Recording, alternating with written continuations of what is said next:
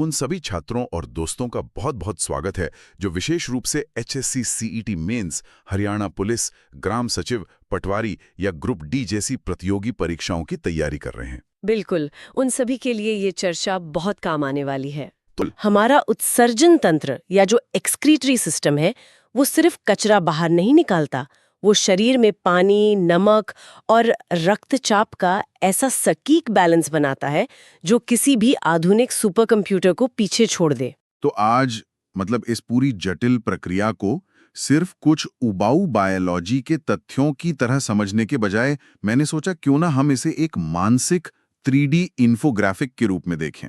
अरे वाह, ये विजुअलाइजेशन का आइडिया तो बहुत बढ़िया है। हाँ, तो चलिए एक YouTube थंबनेल जैसी हाईटेक एकदम जीवंत 3D इमेज की कल्पना करते हैं। मान लीजिए हम एक इंसान के शरीर की पारदर्शी रूपरेखा देख रहे हैं। इस डार्क कैनवस पर हम कुछ अंगों को एकदम चमकते हुए रंगों से भरेंगे। बिल्कुल, तो शुरुआत किडनियों से करते हैं। हाँ, सबसे पहले वृक्क यानी किडनियों को एक चमकीले लाल रंग में दमकता हुआ देखते हैं। फिर वहां से नीचे की ओर जाती हुई मूत्रवाहिनी यानी यूरेटर्स को एक जीवंत चमकते हुए पीले रंग में बनाते हैं। और फिर उसके नीचे मूत्राशय या यूरिनरी ब्लैडर को। एकदम सही। ब्लैडर को एक गहरे ऊर्जावान नारंगी रंग में रंगते हैं और अंत में जो मूत्र मार्ग है यानी यूरेथ्रा उसे हल्के गुलाबी रंग में। क्या बात है! इस 3D मॉडल में हम तरल पदार्थ के फ्लो को चमकते हुए तीरों से भी दिखा सकते हैं। हाँ, ग्लोइंग एरोज। बिल्कुल, जो उन लाल रंग की किडनियों से शुरू होकर पीले, नारंगी और गुलाबी हिस्सों से होते हुए शरीर से बाहर जा रहे हैं। और कल्पना कीजिए कि हर अंग के पास हवा में तैरते हुए डिजिटल टेक्स्ट बॉक्सेस हैं जो बता रहे हैं कि असल में वहां चल के आ रहा है। बिल्कुल। लेकिन इस शानदार 3D इंफोग्राफिक को चालू करने से पहले उन तीरों को बहते हुए देखने से पहले एक बुनियादी सवाल है। हाँ, बताइए। अगर हम इंसान के शरीर की तुलना एक विशाल कारखाने से करें जहां लगातार ऊर्जा और नए ऊतक बन रहे हैं, तो जाहिर है कुछ कचरा या धुआं तो निकलेगा ही। तो शरीर के इस कारखाने में आखिर किस तरह का कचरा बनता है? ये बहुत ही दिलचस्प सवाल है। देखिए, यहाँ जो बात समझने वाली है वो ये है कि ये कचरा कोई बाहरी जहर नहीं है। ये शरीर के नॉर्मल काम करने का ही बाय प्रोडक्ट है। इसे हम मेटाबॉलिक वेस्ट या उपापचयन अपशिष्ट कहते हैं। अच्छा, मेटाबॉलिक वेस्ट। हाँ, जब शरीर भोजन को ऊर्जा में बदलता है तो कुछ ऐसी चीजें बनती हैं जिनकी शरीर को कोई जरूरत नहीं होती। ये मुख्य रूप से नाइट्रोजनस वेस्ट होता है। जैसे जब प्रोटीन टूटता है ना, तो अमोनिया पैदा होता है जो कि बहुत ज्यादा विषैला है। अमोनिया? लेकिन अमोनिया तो वो सफाई वाले केमिकल्स में होता है ना। शरीर के अंदर इसका बनना तो सीधा जहर पैदा करने जैसा है। एकदम सही। और यहीं पर यकृत यानी हमारा लिवर एक हीरो की तरह एंट्री लेता है। लिवर एक तरह से शरीर का मुख्य रासायनिक शोधक है। वो अपनी ऊर्जा खर्च करके इस खतरनाक अमोनिया को यूरिया में बदल देता है। अब यूरिया अमोनिया के मुकाबले लगभग 1,00,000 गुना कम विषैला होता है। फिर इसे रक्त में छोड़ दिया जाता है ताकि हमारी लाल चमकती किडनियां इसे छान सके। इसका मतलब है कि सिर्फ किडनियां ही उत्सर्जन का काम नहीं करती। फेफड़े भी तो कार्बन डाइऑक्साइड बाहर निकालते हैं और त्वचा पसीने से पानी और नमक निकालती है। बिल्कुल, पसीने में पानी और NaCl जैसे आयंस होते हैं। हाँ, लेकिन ये अमोनिया को यूरिया में बदलने वाली बात मुझे इवोल्यूशन यानी विकासवाद के नजरिए से बहुत दिलचस्प लगी। प्रकृति ने जीवों को उनकी पानी की जरूरत के हिसाब से कैसे बांटा है, ये सच में हैरान करने वाला है। हाँ, ये जीव विज्ञान का बहुत ही सुंदर पहलू है। अगर आप मछलियों को देखें तो उन्हें अमोनोटेलिक कहा जाता है क्योंकि वो सीधे अमोनिया निकालती हैं। बिल्कुल, वो पानी में रहती हैं तो उनके पास इस जहरीले अमोनिया को बहाने के लिए असीमित पानी होता है। उन्हें इसे यूरिया में बदलने की कोई जरूरत नहीं पड़ती। और हम इंसान और बाकी स्तनधारी यूरियोटेलिक हैं क्योंकि हमारे पास तो मछलियों जितना पानी है नहीं। हाँ, जमीन पर रहने वाले जीवों को पानी बचाना होता है, इसलिए शरीर अमोनिया को यूरिया में बदलता है। लेकिन कहानी यहाँ खत्म नहीं होती। पक्षियों और सरीसृपों यानी रेप्टाइल्स को देखिए। अच्छा, उनमें क्या अलग है? वो यूरिकोटेलिक होते हैं, वो यूरिक एसिड निकालते हैं। यूरिक एसिड पानी में घुलता नहीं है, इसलिए इसे शरीर से बाहर निकालने के लिए पानी की ना के बराबर जरूरत होती है। अरे वाह, ये तो पक्षियों के लिए एक बहुत बड़ा फायदा है ना? हाँ, मतलब अगर पक्षियों को हमारी तरह भारी मात्रा में यूरिया और पानी को एक ब्लैडर में जमा करके उड़ना पड़ता, तो उस अतिरिक्त वजन के साथ तो वो उड़ ही नहीं पाते। बिल्कुल सही लॉजिक है। उनका यूरिक एसिड एक सफेद पेस्ट की तरह बाहर आता है। इससे उनका वजन भी हल्का रहता है और पानी भी बचता है। और मैंने उन नोट्स में रेगिस्तानी जीवों के बारे में भी पढ़ा था। बिच्छू और मकड़ियों का अडेप्टेशन तो और भी गजब है। हाँ, वो ग्वानोटेलिक होते हैं। वो ग्वानीन नाम का अपशिष्ट निकालते हैं जो पूरी तरह से अघुलनशील है। मतलब भयंकर सूखे में भी वो बिना एक बूंद पानी खोए अपना कचरा बाहर निकाल सकते हैं। प्रकृति की इंजीनियरिंग सच में कमाल है। तो खैर, अब जब ये साफ हो गया है कि इंसान का शरीर यूरिया के रूप में कचरा बनाता है, तो चलिए वापस अपने उस 3D मॉडल पर चलते हैं। बिल्कुल। हम उस लाल रंग में चमकते हुए अंग पर जूम इन करते हैं, जिसे वृक्क या किडनी कहते हैं। ये किडनियां ही पूरे सिस्टम का कंट्रोल सेंटर है। अगर आप इनका आकार देखें तो ये किसी सोयाबीन के दाने जैसी दिखती हैं और हर एक का वजन बस करीब 170 ग्राम होता है। सिर्फ 170 ग्राम? हाँ, और ये हमारे पेट के पिछले हिस्से में 11वीं और 12वीं फ्लोटिंग रिब्स के ठीक नीचे एकदम सुरक्षित रहती हैं। लेकिन इनका असली जादू बाहर से नहीं दिखता। मैंने पढ़ा है कि इनकी सूक्ष्म दुनिया में एक किडनी के अंदर करीब 10 लाख नेफ्रॉन होते हैं। एग्जैक्टली। नेफ्रॉन ही किडनी की संरचनात्मक और कार्यात्मक इकाई है। अगर किडनी एक विशाल फिल्टर प्लांट है तो नेफ्रॉन उस प्लांट के लाखों छोटे छोटे फिल्टर हैं जो हर सेकंड खून को छान रहे हैं। तो यहीं से वो 180 लीटर वाला चौंकाने वाला आंकड़ा आता है। मैंने नोट्स में देखा कि GFR यानी ग्लोमेरुलस फिल्ट्रेशन रेट रोज का 180 लीटर्स है। हाँ, वो 180 लीटर वाला फैक्ट यहीं से जुड़ता है। तो मतलब शरीर के अंदर इतना सारा पानी कहाँ से आ रहा है जब हम पीते ही नहीं?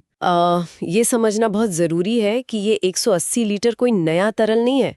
ये दरअसल हमारे उसी खून की बार बार होने वाली रिसाइकलिंग है। अच्छा। एक आम इंसान के शरीर में लगभग 5 लीटर खून होता है और यही खून दिन भर में सैकड़ों बार किडनियों से होकर गुजरता है। तो ये पूरी छटाई होती कैसे? इस प्रोसेस को अल्ट्राफिल्ट्रेशन या परानिस्यंदन कहते हैं। अशुद्ध रक्त वृक्कीय धमनी के जरिए नेफ्रॉन तक आता है। अब नेफ्रॉन के सिरे पर एक सी आकार का कप होता है, जिसे बोमन संपुट या बोमन्स कैप्सूल कहते हैं। बिल्कुल। और इस कप के अंदर खून की नलियों का एक बेहद उलझा हुआ गुच्छा होता है जिसे ग्लोमेरुलस कहते हैं। तो ये ग्लोमेरुलस किसी हाई प्रेशर पाइप के आगे लगी जाली की तरह काम करता होगा। एकदम सटीक उदाहरण है। यहाँ जो स्क्वेमस टिश्यू होता है वो एक नेचुरल छलनी का काम करता है। जब खून यहाँ से बहुत ही तेज दबाव में गुजरता है तो लाल रक्त कोशिकाएं और बड़े प्रोटीन तो पीछे छूट जाते हैं। लेकिन पानी, यूरिया, ग्लूकोज और आयंस छनकर उस बोमिन संपुट में गिर जाते हैं और यही वो तरल है जो पूरे दिन में मिलकर 180 लीटर बनता है। अरे बाप रे। इसको समझने के लिए ना एक एनालॉजी लेते हैं। मान लीजिए कोई इंसान सड़क पर चल रहा है और गलती से उसका बटुआ, जिसमें उसके पैसे, कार्ड सब हैं, वो एक बड़े कचरे के डिब्बे में गिर जाता है। ओहो, ये तो बड़ा नुकसान हो जाएगा। है ना? अब वो इंसान उस पूरे कचरे के डिब्बे को तो फेंक या जड़ा नहीं सकता, उसे अपना बटुआ वापस चाहिए। सही बात है। तो वो क्या करेगा? वो उस कचरे के डिब्बे को एक असेंबली लाइन पर पलट देगा। फिर वो ध्यान से हर चीज को छानेगा, अपने पैसे, कार्ड और बटुए को वापस जेब में रख लेगा और सिर्फ जो असली कचरा है उसे आगे जाने देगा। नेफ्रॉन भी तो बिल्कुल यही कर रहा है। मैं कहूंगी ये बहुत ही बढ़िया एनालॉजी है। ग्लोमेरुलस से जो 180 लीटर छनकर आगे बढ़ता है उसमें यूरिया के साथ साथ शरीर के लिए बहुत जरूरी ग्लूकोज और पानी भी तो होता है। हाँ, जो कि खोना नहीं चाहिए। बिल्कुल। इसलिए तुरंत रीएब्जॉर्प्शन या पुनः अवशोषण की प्रक्रिया शुरू होती है। नेफ्रॉन एक लंबी मुड़ी हुई नली की तरह है जिसके अलग अलग हिस्से हैं। सबसे पहले आता है PCT यानी समीपस्थ संवलित नलिका। तो इस असेंबली लाइन पर PCT का काम करता है। PCT बहुत ही सिलेक्टिव है। ये तुरंत 100% ग्लूकोज, जरूरी अमीनो एसिड और लगभग 70 से 80% पानी को वापस सोखकर खून में मिला देता है। मतलब शरीर ग्लूकोज की एक बूंद भी बर्बाद नहीं करना चाहता। बिल्कुल नहीं। इसके बाद ये तरल एक U आकार की ट्यूब में जाता है जिसे हेनले का लूप कहते हैं। हाँ, लूप ऑफ हेनले। ये हिस्सा पानी और नमक के साथ बहुत दिलचस्प खेल खेलता है ना? हाँ, इसके 2 हिस्से होते हैं। जब तरल नीचे की तरफ जाता है, जिसे डिसेंडिंग लूप कहते हैं, तो उसकी दीवार केवल पानी को बाहर जाने देती है। इसलिए पानी शरीर में वापस सोख लिया जाता है। और जब तरल ऊपर की तरफ चढ़ता है तब वो दीवार पानी के लिए लॉक हो जाती है और केवल नमक यानी NaCl को बाहर जाने देती है। ये काउंटर करंट मैकेनिज्म सच में कमाल है। ये पक्का करता है कि शरीर में नमक और पानी का जो संतुलन है वो एकदम सटीक रहे। एकदम सही। और इसके बाद असेंबली लाइन का आखिरी हिस्सा आता है डीसीटी, यानी दूरस्थ संवलित नलिका। तो यहाँ क्या होता है? डीसीटी बचे खुचे जरूरी आयॉन्स जैसे मैग्नीशियम और कैल्शियम को शरीर की जरूरत के हिसाब से सोख लेती है, और इस पूरी बारीक छंटाई के बाद जो तरल कलेक्टिंग डक्ट या संग्राहक नलिका में पहुंचता है वही असल में यूरिन है। क्या बात है। और यहीं पर वो 180 लीटर का विशाल तरल सिकुड़कर सिर्फ 1 से 1.5 लीटर रह जाता है। मतलब सारा काम का सामान वापस खून में चला गया और अब सिर्फ असली कचरा बचा है। बिल्कुल। तो चलिए अब हम अपने 3D इन्फोग्राफिक पर वापस लौटते हैं। वो जो छाना हुआ यूरिन है वो अब उन लाल किडनियों से निकलकर चमकते तीरों के साथ नीचे की ओर बढ़ रहा है। हमारी पीले रंग की मूत्रवाहिनियों यानी यूरेटर्स में, जिनकी लंबाई लगभग 25 सेंटीमीटर होती है। लेकिन यहाँ एक गलतफहमी दूर करना जरूरी है। कई बार लोगों को लगता है कि ये तरल बस ग्रेविटी की वजह से नीचे ब्लैडर में गिरता है, जैसे किसी पाइप से पानी। हाँ, ये बहुत कॉमन मिसकंसेप्शन है, लेकिन ऐसा बिल्कुल नहीं है। ये जो नलिकाएं हैं ये मासल होती हैं और पेरिस्टॉल्सिस यानी क्रमाकुंचन गति करती हैं। मतलब ये एक्टिवली तरल को नीचे धकेलती हैं? बिल्कुल। और यही वजह है कि अगर कोई इंसान उल्टा लटक जाए या मान लीजिए कोई एस्ट्रोनॉट स्पेस में 0 ग्रेविटी में हो, तब भी ये सिस्टम बिना किसी दिक्कत के काम करता है। ये बहुत ही बढ़िया पॉइंट है। फिर ये तरल गहरे नारंगी रंग के मूत्राशय या यूरिनरी ब्लैडर में पहुंचता है। हाँ, जो कि एक फ्लेक्सिबल स्टोरेज टैंक है। और नोट्स बताते हैं कि जब इसमें लगभग 150 से 200 मिलीलीटर तरल जमा हो जाता है तो इसकी दीवारों में जो स्ट्रेच रिसेप्टर्स होते हैं वो दिमाग को सिग्नल भेजते हैं, और तभी हमें इसे खाली करने की फीलिंग आती है। हालांकि बायोलॉजिकली इसकी कैपेसिटी इससे कहीं ज्यादा होती है। पुरुषों में ब्लैडर लगभग 800 मिलीलीटर तक और महिलाओं में लगभग 500 मिलीलीटर तक फैल सकता है। और अंततः ये तरल उस हल्के गुलाबी रंग के मूत्रमार्ग यानी यूरेथ्रा के जरिए शरीर से बाहर निकल जाता है। लेकिन यूरेथ्रा की लंबाई को लेके पुरुषों और महिलाओं में काफी अंतर होता है ना? हाँ, ये एनाटॉमी का एक बहुत ही क्रिटिकल डिफरेंस है।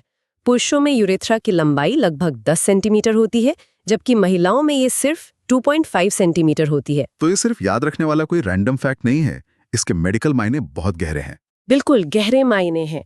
यूरेथ्रा की ये छोटी लंबाई ही वो मुख्य कारण है जिसकी वजह से महिलाओं में यूटीआई यानी यूरिनरी ट्रैक्ट इन्फेक्शन का खतरा पुरुषों से कई गुना ज्यादा होता है। क्योंकि बैक्टीरिया को ब्लैडर तक पहुंचने के लिए बहुत कम दूरी तय करनी पड़ती है। एग्जैक्टली। अब अगर हम इस तैयार यूरिन की केमिस्ट्री पर बात करें तो मुझे लगता है ये हमारे हेल्थ का एक खुला दस्तावेज है। नॉर्मली इसमें 95% पानी और 2.6% यूरिया होता है। हाँ, और इसके अलावा 2% क्रिएटिनिन और 0.4% यूरिक एसिड भी होता है। और इसका जो हल्का पीला रंग है वो यूरोक्रोम नाम के पिगमेंट की वजह से होता है ना? सही कहा। और जो ताजे यूरिन में खास गंध आती है वो उसी अमोनिया की वजह से होती है जिसका जिक्र हमने शुरू में किया था। और मैंने पढ़ा कि इसका पीएच लेवल लगभग 6 होता है, मतलब ये हल्का एसिडिक होता है। हाँ, और ये एसिडिक होना बहुत जरूरी भी है क्योंकि ये बैक्टीरिया को पनपने से रोकता है। लेकिन क्या हो अगर ये सटीक केमिस्ट्री डगमगा जाए? मतलब अगर हमारे 3D इन्फोग्राफिक में अचानक लाल रंग की चेतावनी वाली लाइटें या वार्निंग लाइट्स जलने लगें तो सिस्टम के फेल होने पर क्या होता है? देखिए, पानी का संतुलन बहुत नाजुक होता है। इसे हमारी पिट्यूटरी ग्लैंड से निकलने वाला एक हार्मोन कंट्रोल करता है जिसे ADH या वैसोप्रेसिन कहते हैं। तो ये हार्मोन करता क्या है? ये किडनियों को निर्देश देता है कि उन्हें कितना पानी वापस सोखना है और कितना बाहर निकालना है। अगर इस हार्मोन का बनना कम हो जाए तो किडनियां पानी सोखना बंद कर देती हैं। इससे शरीर से बहुत ज्यादा पानी बाहर निकलने लगता है और गंभीर डिहाइड्रेशन हो सकता है। और अगर ये हार्मोन बहुत ज्यादा बनने लगे तो? तब शरीर बहुत ज्यादा पानी रोक कर रखने लगता है।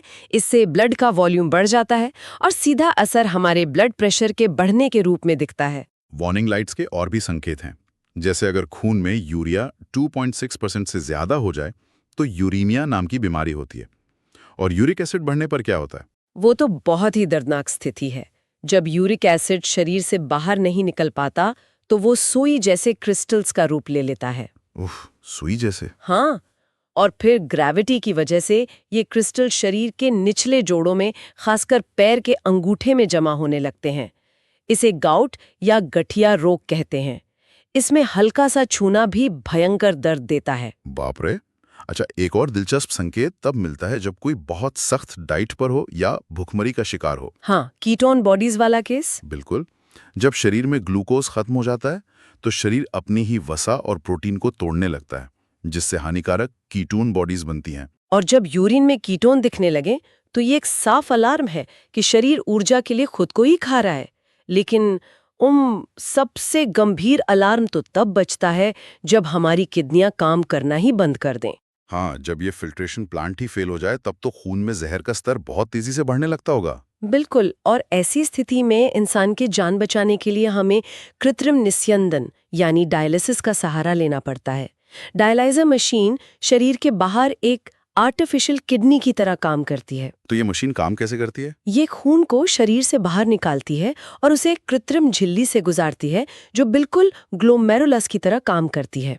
ये डायलिसेट नाम के तरल का इस्तेमाल करके खून से यूरिया और कचरा खींच लेती है। लेकिन जो काम हमारी किडनियां बिना रुके पलक झपकते कर लेती हैं, उसी काम को करने में इस मशीन को कई घंटे लग जाते हैं। बिल्कुल, इंसान की बनाई कोई भी मशीन शरीर के उस नेचुरल डिजाइन की बराबरी कर ही नहीं सकती। और जब डायलिसिस भी काम ना करे तब किडनी ट्रांसप्लांट ही आखिरी रास्ता बचता है।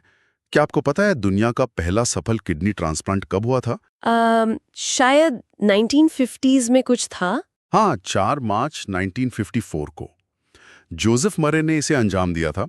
उस दिन चिकित्सा के इतिहास में सच में एक नया अध्याय जुड़ गया था। क्या? अगर आज के इस गहन विश्लेषण से आपके बायोलॉजिकल कॉन्सेप्ट्स क्लियर हुए हैं और इस जटिल विषय को समझने में मदद मिली है तो चैनल को सब्सक्राइब जरूर करें और वीडियो को लाइक करना ना भूलें। हाँ, और जो भी दोस्त आपके साथ इन परीक्षाओं की तैयारी कर रहे हैं उनके साथ इसे जरूर शेयर करें ताकि उनकी भी मदद हो सके। हमेशा कुछ नया सीखते रहें और अपनी तैयारी को रटने के बजाय समझने पर केंद्रित करें।